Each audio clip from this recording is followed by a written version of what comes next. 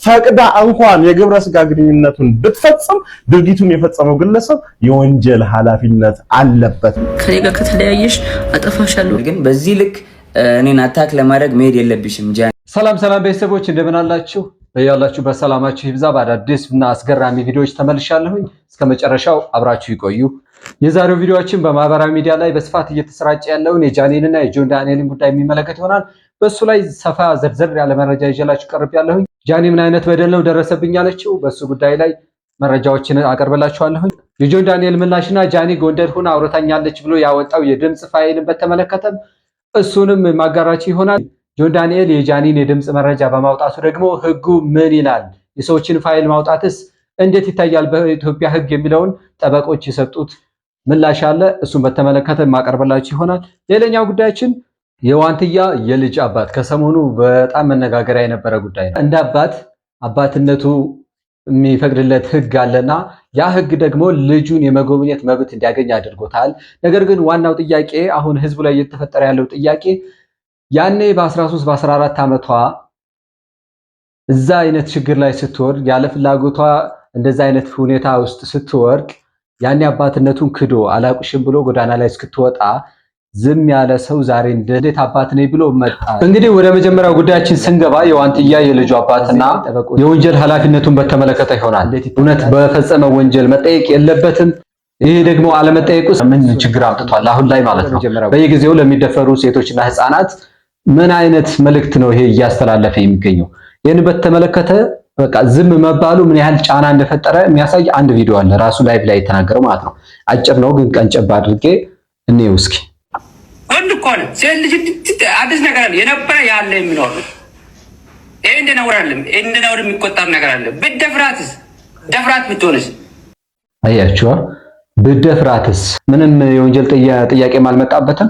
ዛሬ በዚህ በኮንፊደንስ ሚዲያ ላይ ወጥቶ ብትደፍራትስ ይሄ እኮ ምንም እንደነውር የሚቆጠር አይደለም ነው ያለው። ስለዚህ በወንጀል አለመጠየቁ ያለ እድሜዋ እንደገና ጎዳና ላይ ስትወጣ ያለ እድሜዋ እንደዚህ አይነት ነገር ፈጽሞ አለመጠየቁ ዛሬ ላይ በነፃነት ስንት ሚሊዮን ህዝብ በሚጠቀምበት ሶሻል ሚዲያ ላይ በየጊዜው በቃ ዘግናኝ በሆነ መልኩ ሴቶች ላይ የሚደርሰው ጥቃት ይሄ እንዲስፋፋ ሌላ መንገድ ነው እየፈጠረ ያለው ማለት ነው። የአባትነት መብቱ የሚሰጠውን ጉዳይ ሳይሆን እዚህ ጋር ወንጀሉን ብቻ ነው ምን በቃ ይሄ ያልሆነ ነገር የሆነ ነገር ይሁን ያልሆነም የሆነም ቢሆን ይሄው ነው እንግዲህ የሆነም ያልሆነም ማለት የግድ እሷ ተደፍሬያለሁ ማለት አይጠበቅባትም። እድሜዋ ገና ለጋ በሆነች በ13 በ14 ዓመቷ ኢቢኤስ ላይ ቀርባ እኮ አይተናታል። እንግዲህ ያኔ ኢቢኤስ ላይ ስትቀርብ በጣም ገና ልጅ ናት። ያኔ ደግሞ ልጅ ወልዳ ስንት መከራዎችን አሳልፋ ነው እዛ ያየናትና በዚህ ጉዳይ እስቲ ምን ህጉ ምን ይላል ደግሞ የሚለው ጠበቃ አለ፣ የእሱን ንግግር እንስማው። የዋንትያ ልጅ አባት ነኝና የአባትነት ክብር ይገባኛል፣ እንዲሁም ደግሞ ልጅ ላሳድግ የሚፈቀድልኝ የሚል ጥያቄ ያቀረበው ግለሰብ የወንጀል ኃላፊነትን በተመለከተ ጠበቃና የህግ አማካሪ አያሌው ይታ ነኝ። በዚህ ቪዲዮ ላይ ይህን ቪዲዮ ስሰራ ማህበረሰብ እንደ ማህበረሰብ ልጆች በሰላም ወጥተው መግባት እንዲችሉ ዘንድ ጥብቅ የሆነ መርህ ሊንከተል እንደሚገባ ለማሳሰብ ጭምር ነው። ወንጀል የፈጸሙ ሰዎች በነፃነት መንቀሳቀስ እንደሌለባቸውም ጭምር እንድናውቅ ነው ማለት ነው። ይህ ግለሰብ አባት ነኝ ብሎ ዛሬ ላይ በፍትህ አደባባይ ላይ ቆሞ የልጅቷን መብት የልጅን የማሳደግ መብት የመጎብኘት መብት የጠየቀ አባት ባይዘው አስገድዶም ደፍሮም ይሁን በሌላ መልኩ በአንድ ቀን ግንኙነትም ይሁን በታዳር ውጪ በማናቸውም መልኩ የተወለደ ልጅ አባት መሆኑ እስከተረጋገጠ ድረስ ያ ልጅ ያለ አባት እንዳያድግ ህጉም ጥበቃ ስለሚሰጥለት ያ መብት ሊጠበቅለት ይገባል። ነገር ግን አስገድዶ ደፍሮ በዚያች ሴት ላይ በልጅነት ጭንቅላቷ ላይ የሞራል ልዕልናዋ ላይ የተጫወተባት ግለሰብ ግን ለፈጸመው ተግባር የወንጀል ኃላፊነትን ተጠያቂ ሳይሆን እንደፈለገ እንዲፈነጭ ግን ህግ ስለማይፈቅድ ከዚህ ጋር በተያያዘ ግልጽ የሆነ የህጉን መርህ መግለጽ ስላለብኝ ነው ይሄን የመጣው። እዚህ ጋር ነጥብ የምትይዙልኝ አሁን ይሄ ቪዲዮ የተሰራው የአባትነት መብቱን መጠየቅ ላይ አይደለም። በምንም አይነት መንገድ ይሁን ልጅ አባቱ እስከታወቀ ድረስ ልጅ ያለ አባት እንዳያድግ መብቱን ይሰጠዋል ብሏል። ዋናው ነጥብ ግን በልጅነት አእምሮዋ የፈጠረባትን ነገር በዛ ህግ ሊጠይቀው ይገባል። ወንጀል የፈጸመው ሰው በነፃነት ሊንቀሳቀስ አይገባም። እንደ ማህበረሰብ ማሰብ ያለብን ነገር ነው ብሎ ነው እየተናገረ ያለው። የወንጀል ሕጋችን አንቀጽ 626 ላይ ማንም ሰው ተቃራኒ ጾታ ካላት እድሜዋ ከ13 ዓመት በላይ ሆኖ 18 ዓመት ካልሞላት ልጅ ጋር የግብረ ስጋ ግንኙነት የፈጸመ ወይም ይህቺው ልጅ እንዲህ አይነቱን ድርጊት ከእርሱ ጋር እንድትፈጽም ያደረገ እንደሆነ ከ3 ዓመት እስከ 15 ዓመት ለሚደርስ ጽኑ እስራት ይቀጣል ይላል ማለት ነው። ስለዚህ ግብረ ስጋ ግንኙነት መፈጸም ነው፣ አስገድዶ መድፈርም አይደለም። ስለመገደድ አናወራም እዚህ ላይ ወዳጆቼ፣ ስለመገደድ አናወራም። እድሜዋ ከ18 ዓመት በታች መሆኑ ብቻ በቂ ነው። ፈቅዳ እንኳን የግብረ ስጋ ግንኙነቱን ብትፈጽም ድርጊቱን የፈጸመው ግለሰብ የወንጀል ኃላፊነት አለበት ማለት ነው።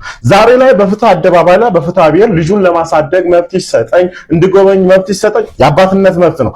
ነገር ግን ይቺ ልጅ በልጅነቷ ለተፈጸመባት የወንጀል ድርጊት ግን ኃላፊ መሆን አለበት። ወንጀለኛ ነው ስለሚል ሕጋችን ማለት ነው። ይህንንም በተመለከተ ብዙዎች የሚያነሱት የይርጋ ዘመንን በተመለከተ መመልከቱ አግባብነት አለው ማለት ነው። ከስንት ዓመት እስከ ስንት ዓመት ያስቀጣል ብያችኋለሁ ቅድም። ከ3 ዓመት እስከ 15 ዓመት የሚያስቀጣ የወንጀል ድርጊት ነው የግብረ ስጋ ግንኙነት መፈጸም ብያችኋለሁ ማለት ነው። በተመሳሳይ የወንጀል ሕጋችን አንቀጽ 217 ላይ መደበኛ የክስ ማብቂያ ወይም ማቅረቢያ የይርጋ ዘመን ስንት ነው ይላል። በወንጀል ተግባር ክስ የማቅረብ የይርጋ ዘመን የሚጸናው ከዚህ በታች በተመለከተው ነው ይልና ንዑስ አንቀጽ ላይ ከ10 ዓመት በላይ እስከ 25 ዓመት ለመድረስ የሚችል ጽኑ እስራት ለሚያስቀጣ ወንጀል ተሳታፊ የሆነ ግለሰብ የይርጋ ጊዜው 20 ዓመት ነው ይላል። ስለዚህ ይህ ግለሰብ ድርጊቱ ከተፈጸመበት ጊዜ በሚቆጠር ጊዜ ውስጥ በ20 ዓመት ጊዜ ውስጥ ለድርጊቱ ኃላፊ እንዲሆን የወንጀል ኃላፊነት ክስ ሊቀርብበት ይገባል። ታዲያ ፍርድ ቤት ላይ መጥቶ ከዚህ ቀደም አባትነትን ክዶ የነበረ አሁን ላይ ግን አባት ነኝ ብሎ በይፋ መጥቶ በፍርድ ቤት ላይ አባትነቴ ሊጠበቅልኝ ይገባል እስካለ ድረስ አሁን ፖሊስ የት ነህ የምንለው ለዚህ ነው። ፖሊስ ይህንን አካል ፍርድ ቤት ላይ በሰጠው ቃሉ መሰረት በጨረሻ ላይ ልባት ባገኘው ውሳኔ መሰረት ግለሰቡን በወንጀል ኃላፊ ሊያደርገው ይገባል። አቃቤ ሕግም ይህንን ጉዳይ ተከታትሎ እርምጃ ሊወስድ ይገባል የሚል ግልጽ የሆነ ጽኑ አቋም አለኝ ማለት ነው። ልጆቻችን በሰላም ወጥተው በሰላም መግባታቸውን ማረጋገጥ የምንችለው እንዲህ አይነት ነውረኛ የወንጀል ተግባር ውስጥ የተሳተፉ ግለሰቦች ሕግ ተከታትሎ ኃላፊ ሲያደርጋቸው ብቻ ነው። ስለዚህ እንዲህ አይነት ስጋት ውስጥ እንዳንገባ ለብዙ ሰዎች እንዲህም አይነት ሐሳብ ክፍል ያላቸው ሰዎች እንዲረዱትና ኃላፊነትንም እንዲያውቁ ለብዙዎች እንዲደርስ ኮፒ ሊንክ ሼር ሪፖስት ከ13 ዓመት እስከ 18 ዓመት የሆነች ሴት ልጅ ፈቅዳም ሆነ ተገዳ እሷ ጋር ግብረ ስጋ ግንኙነት ማድረግ የወንጀል ሕጉ ያስቀጣል። ስለዚህ ይህ ግለሰብ ደግሞ የአባትነት መብቱ እንዲከበርለት ፍርድ ቤት ቀርቦ በጠየቀው መሰረት ለፈጸመው ወንጀል ነው የሚጠየቀው እንጂ ስለ አባትነቱ ጉዳይ አይደለም። እዚህ ጋር ስለ ማስገደዱም አይደለም የሚነሳው። ለፈጸመው ወንጀል መጠየቅ አለበት ነው ሕጉ የሚለው ማለት ነው። የእናንተስ ሐሳብ በዚህ ጉዳይ ላይ ምንድነው? ኮሜንት ላይ አስቀምጡልን። ወደ ሌላኛው ጉዳያችን ስንገባ ከሰሞኑ በጣም መነጋገሪያ የሆነው የጆን ዳንኤልና የጃኒ ጉዳይ ነው። እሱም በተመለከተ እስኪ መጀመሪያ ጃኒ ምንድነው ያለችው የሚለውን እንስማ። ከጆን ዳንኤል ጋር ሪሌሽንሺፕ ውስጥ ነበርኩኝ። ግን ሪሌሽንሺፕ ውስጥ ሆነን ጸባችን ነበር የሚበዛው። በጣም ነበር የሚያሰቃይኝ፣ በጣም ነበር የሚመታኝ፣ በጣም ነበር የሚያስፈራራኝ። ከኔ ጋር ከተለያየሽ አጠፋሻለሁ፣ ከቲክቶክ ትጠፊያለሽ፣ ላይቭሽን አዘጋዋለሁ፣ መስራት አትችይም እያለኝ ለዓመታት እያስፈራራኝ ኑረናል። እና አሁን ትናንትና ደግሞ አካውንቴን ባን አድርጎታል። ብዙ ጊዜ ስንጣላ የመታኝ አሉ ቁስሎችን ስክሪንሾት አስቀምጥላችኋለሁ እዚህ ጋር። እና አሁን የመጣሁት እንድታስጠነቅቁልኝ ነው። እኔ ምንም አልፈልግም፣ ድራማ አልፈልግም። እኔ የማስተዳድረው ቤተሰብ አለኝ። እኔን የሚጠብቁ ከኔ የሚጠብቁ ቤተሰቦች አሉ።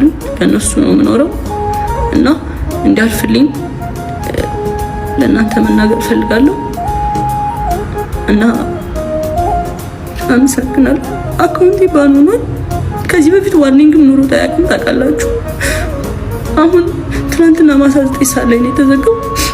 ምንም አድርጌ አይደለም እና ከአመታት በፊት ላይቬን ሁሌ ነበር የሚያዘጋብኝ። ይሄ ማስረዳለሁ። ቲክቶክ ላይ ብዙ የሚያውቁኝ ሰዎች አሉ፣ እነሱም ያውቃሉ። ሁሌ ላይቬን ያዘጋው ነበር።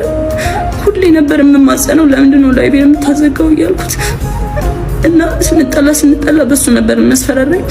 ላይቬን እያዘጋ ነበር የሚያስፈራረኝ። ምንም አታመጭም እያለኝ ይሄንን እናቱም ታውቃለች፣ እህቱም ታውቃለች፣ ሁሉም ቤተሰቦቹም ያውቃሉ እኔን አብዝ እንደሚያደርገኝ እና አሁን የመጣሁት በቃ እንዲጠነቀቅልኝ እንዲያርፍልኝ።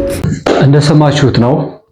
እኔ እዚህ ላይ ፐርሰናሊ ምንም ማለት በእነሱ እንትን ይሄ ምንም ሀሳብ የሚሰጥበት ነገር አይደለም። ግን እንደ ወንድ ልጅ ሴት ልጅ የሚያስለቅስ ወንድ ርካሽ ወንድ ነው። በቃ በምንም አይነት መንገድ ትበድለውም አትበድለውም ይሄ ነገር እውነት ይሁን አይሁንም አይደለም የነሱ ጉዳይ ጋር አይደለም። ግን ሴት ልጅ የሚበድል ሴት እንድታለቅስበት የሚያደርግ ወንድ ልጅ በቃ ርካሽ ወንድ ነው።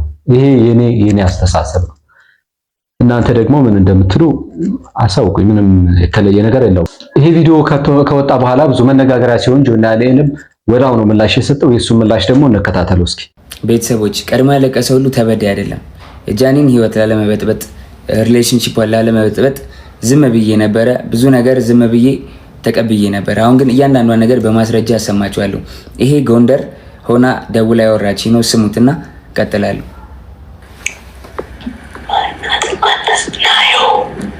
ናዮ አለች እያለች ነው። ራቁቷን ስለሆነች ቪዲዮ ላይ ቪዲዮን አላሳይም። በደምብ ስሙት። ቤቴ ነኝ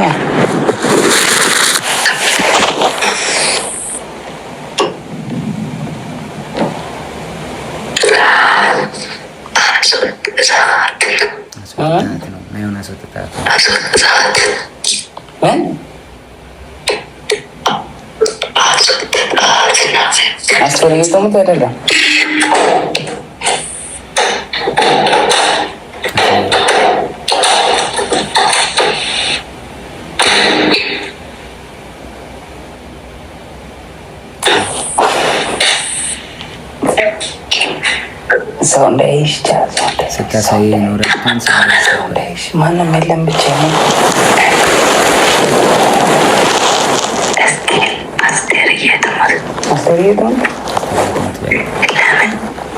አሁን የገባሁት ሆስፒታል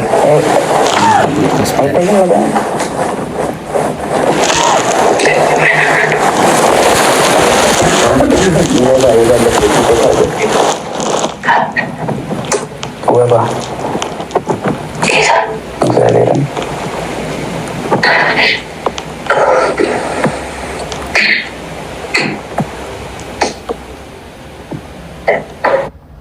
ስለረዘመ ቀጣዩን ፓርት ደግሞ ቀጣይ ቪዲዮ ላይ ያሳያችኋለሁ። እዚህኛው ቪዲዮ ላይ ያለው ጎንደር ሁና ደውላለች ብሎ እያወራ የነበረ ነው። የሚያወሩት ነገር ትንሽ ዊርድ የሆነ ነገር ነው። እስኪ ቀጣዩን ቪዲዮ ደግሞ እንየው። ቤተሰቦች እውነቱ እንዲወጣ ስለማይፈልጉ ሪፖርት ስለሚያደርጉት ሁላችሁም ኮፕሊንግ አድርጉት። ጎንደር እንግዲህ ከፍቅረኛዋ ጋር ሆና ያወራች ነው። ይሄ እሱ ሳሎን ሆኖ እሷ ሽንት ቤት ተደብቃ ይመጣል። እሱ መጨረሻ ላይ በደዌ ራቁቴ ነው ሰው እንዳይመጣብሽ ስለማልኳት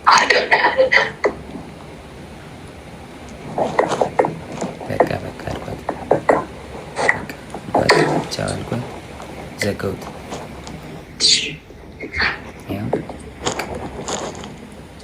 ተዘጋ ስልኩ ጋይስ። እና እውነታው ይሄ ነው። ከዚህም በኋላ እንግዲህ እዛ ይበጠበጣል። ጎንደር ላይ ቲንክ እየሰማት ነበር። እሱ ተበጠበጠ፣ ተደወለልኝ እኔ ጋር። ከዛ በኋላ ኤልሻዴ ደውላ ጆ ለምን ደወልክ? እየደወለልኝ ነው አለች ጃኒ አለች። እኔ አልደወልኩም ኤልሹዬ፣ ሁሉም ነገር ደግሞ ስልኬ ላይ ያለ ሪከርድ ማለ አሳይሻለሁ አልኳት። እሺ ይቅርታ አለችኝ ኤልሻዴ።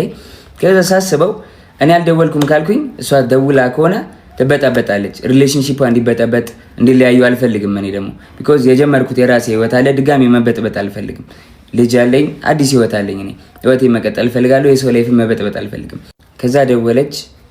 እሱም እየሰማህ ነው ምንድን ነው አለችኝ። መበጥበጥ ስላልፈለግኩ ውክልና ሰጥቻታለሁ። የባንኪን መኪና የገዛች ጊዜ 1 ሚሊዮን ብር ሰጥቻት ነበር። እስር ቤት በነበርኩበት ሰዓት ትራንስፈር ማድረግ ስለማልችል 1 ሚሊዮን ብር ከባንኬ ላይ ውክልና ሰጥቻት እንትን ብላ ነበር። ነው ውክልናው አልተነሳም። ጃኒ አይ በቃ ውክልናው እንድታነሽልኝ ነው ብዬ ዘጋሁት ስልኩን ማለት ነው።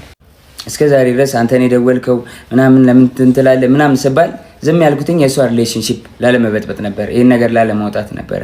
ግን በዚህ ልክ በዚህ ርቀት ልክ እኔን ለመጣል ትሄዳለች ብዬ አስቤ አላውቅም።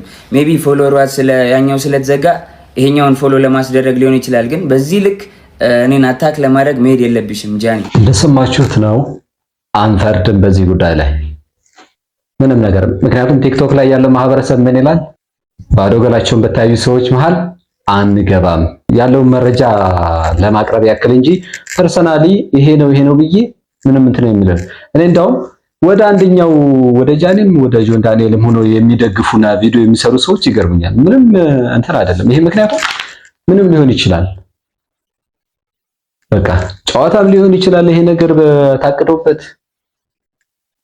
ደግሞ እውነትም ሊሆን ይችላል። ስለዚህ ምንም የሚታወቅ ነገር የለም። የእናንተን ሐሳብ ደግሞ እስኪ ምን እንደምትሉ ምን እንደሚሰማችሁ ጻፉልኝ። ሌላው ጉዳይ ግን ዋናው ጉዳይ ጆን ዳንኤል ይህንን የድምጽ ፋይል በማውጣቱ የህግ አማካሪ የለውም እንዴ አስብሎታልና ህጉስ ምንድነው የሚለው የሰዎችን የድምጽ ፋይል የቪዲዮ ፋይል አውጥቶ ሚዲያ ላይ መልቀቁ ምንድነው የሚያስከትለው የሚለውን እስኪ እንስማው። ጆን ዳንኤል የሚባለው ቲክቶከር የህግ አማካሪ የለውም እንዴ? ሌላኛዋን ቲክቶከር ጃኒን አጋልጣለሁ በሚል ያወጣቸው የድምጽ ፋይሎች ራሱን በህግ ሊያስጠይቀው ይችላል። ዝርዝሩን በአጭሩ ላቀርብላችሁ። በቲክቶክ መድረክ ታዋቂ የሆኑት ስመኝ ገብሩ ወይም ጃኒና ጆን ዳንኤል እርስ በርስ ያቀረባቸው የቪዲዮ ምስክርነቶች በማህበራዊ ሚዲያ ከሚሰጠው ስሜታዊ ምላሽ ባለፈ የሀገሪቱን የወንጀል ህግና የኮምፒውተር ወንጀል አዋጅን የሚፈትኑ ጉዳዮችን ይዘው መጥተዋል ይላሉ የዛሀበሻ የህግ አማካሪ። እዚህ ጋር በየትኛው መንገድ ብንሄድ የወንጀል ህግም አለ፣ የኮምፒውተር ህግም አዋጅ ያለው ህግ አለ። ይህንን መጠንቀቅ ያለብን ማንኛውም ሚዲያ ላይ የሚሰራ ነገር የራሱ አዋጅ አለው፣ የኮምፒውተር አዋጅ ማለት ነው። ስለዚህ እንስማው እስኪ። ጉዳዩ በዋነኝነት በሶስት መሰረታዊ የህግ ነጥቦች ላይ ያጠነጥናል። አንደኛም የአካላዊ ጥቃት ክስና የማስረጃ ክብደት።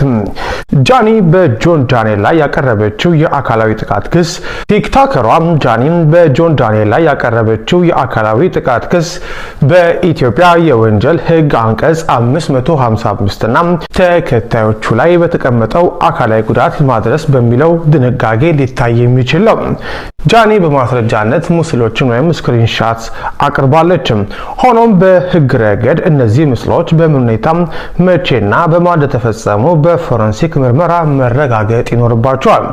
ጆን ዳንኤል ድርጊቱን በመካድ መረጃ ካለሽ ለምን አልከሰሽኝም የሚል ጥያቄ አቅርቧል።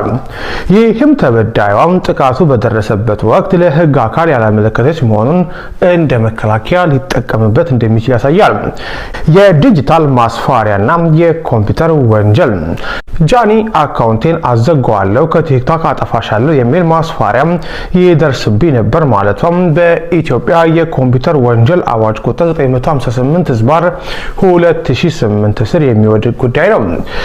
የህጉን አንድምታ ስንመለከት አንድ ግለሰብ በማህበራዊ ሚዲያ ላይ ያለውን የስራ እንቅስቃሴ ወይም ተጠቃሚነት በህገ ወጥ መንገድ ለማስተጓጎል መሞከር ወይም ማስፈራራት የወንጀል ጠያቂነት ያስከትላል። ጃኒ አካውንቷ የተዘጋው በሱ አማካኝነት እንደሆነ ብትገልጽም ጆን ዳንኤል ግን ለማዘጋቱ ማስረጃ የለም በማለት ተከራክሯል። ይህ ነጥብ በቲክቶክ ኩባንያ ቴክኒካዊ ሪፖርት ካልተረጋገጠ በስተቀር ለህግ አስቸጋሪ ሊሆን ይችላል። ሶስት ዋናው ጉዳይ የግል ሚስጥርን ይፋ የማድረግና የስም ማጥፋት ወንጀል። በጆን ዳንኤል በኩል የቀረበው የድምጽ የተቀዳ ማስረጃና የጃኒን የግል ህይወት የሚመለከቱ ንግግሮች በህጉ አኳያ በጥንቃቄ መታየት ያለባቸው ጉዳዮች ናቸው። በህገ መንግስቱ አንቀጽ 2026 መሰረት የማንኛውም ሰው የግል ህይወት የመከበር መብት አለው። አንድን ግለሰብ ለማዋረድ ወይም ስሙን ለማጥፋት ታስቦ የግል ግንኙነቶችንና ድምጾችን ይፋ ማድረግ በህግ ሊያስጠይቅ የሚችል ድርጊት ነው። ጆን ያቀረባቸው የጃኒ ድምጾች በጃኒ እውቅና የተመዘገቡ ካልሆኑ በፍርድ ቤት እንደ ማስረጃ የመቀበል እድላቸው አነስተኛ ከመሆኑ በላይ ያለ ፍቃድ ድምጽ መቅዳት በሚል ተጨማሪ ክስ ሊቀርብበት። እንግዲህ እንደሰማችሁት ነው። የሰውን ድምጽ ያለ ፍቃድ መቅዳት ስም ማጥፋትን ጨምሮ ሶሻል ሚዲያ ላይ የሚሰራውን ስራ በማስተጓጎል በሚል የተለያየ ዝርዝር መረጃ ነው እዚህ ጋር የቀረበው። እናንተ ስለዚህ ጉዳይ ምን ትላላችሁ? ሐሳባችሁን አጋሩኝ። ስለነበረን ቆይታ አመሰግናለሁኝ። በያላችሁበት ሰላማችሁ ይብዛ። ይመቻችሁ።